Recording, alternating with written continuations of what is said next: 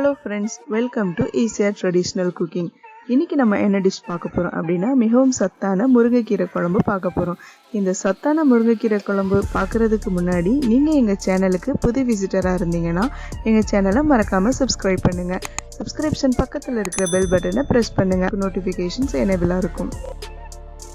இந்த முருங்கைக்கீரை குழம்புக்கு எண்ணெயே இல்லாம நம்ம ரொம்ப சத்தான முறையில் இந்த முருங்கைக்கீரையை செய்யலாம்.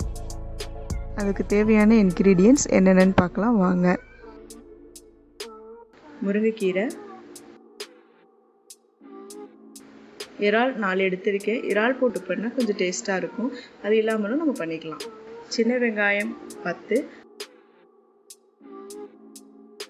பொரி அரிசி எடுத்திருக்கேன். அதாவது 2 கைப்பிடி அரிசியை ட்ரை ரோஸ்ட் பண்ணி பொரிச்சு எடுத்திருக்கேன். அதான் பொரியரிசி. பொரியரிசி 1 கப் எடுத்துக்கலாம். தேங்காய் துருவினது 1 கப், காய்ந்த மிளகாய் ஒரு 10, சோம்பு 1/2 டீஸ்பூன், உப்பு தேவையான அளவு.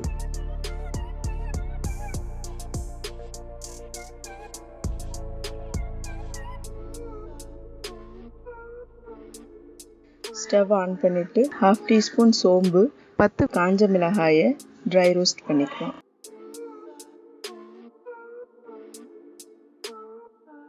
ட்ரை ரோஸ்ட் பண்ண சோம்பு, மிளகாய் இதை சின்ன ஜாடியில் மாற்றிக்கலாம். இதன் கூட 4 இறால், ஒரு 5 சின்ன வெங்காயம் இதையும் சேர்த்து நல்லா அரைச்சிக்கலாம்.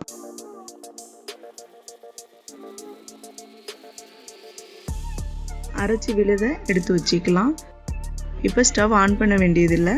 கடாயை வச்சு அந்த அரைச்ச விழுது, அதனோட மிச்சம் இருக்கிற சின்ன வெங்காயம், உப்பு போட்டு 2 டம்ளர் தண்ணி ஊற்றி இதை நல்லா கரைச்சிட்டு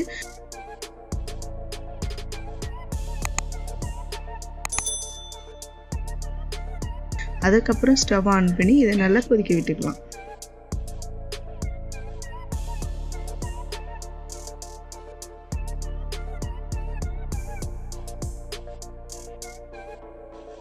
நல்லா அது கொதிச்சு வந்ததும் இதுக்கப்புறம் நல்லா வாஷ் பண்ணி வச்சிருக்க முருங்கைக்கீரையை இதோடு சேர்த்துக்கலாம். சேர்த்து இதை ஒரு 5 நிமிஷம் நல்லா கொதிக்க விட்டுறலாம். முருங்கைக்கீரை சீக்கிரம் வெந்துடும், அதனால 5 நிமிஷம் இதுக்கு போதும்.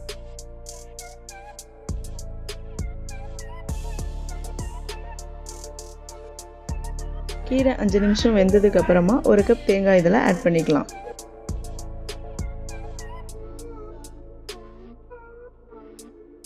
தேங்காய் போட்டு ஒரு 2 நிமிஷம் அடுப்பில் இருந்தால் போதும்.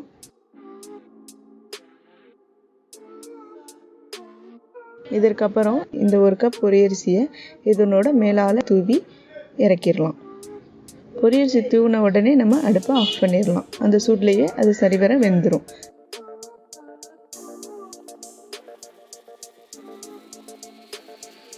இப்போ சுவையான முருங்கைக்கீரை குழம்பு தயார்.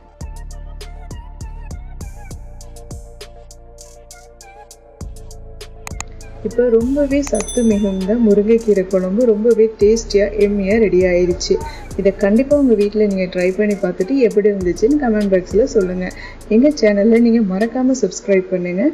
Thanks for your support.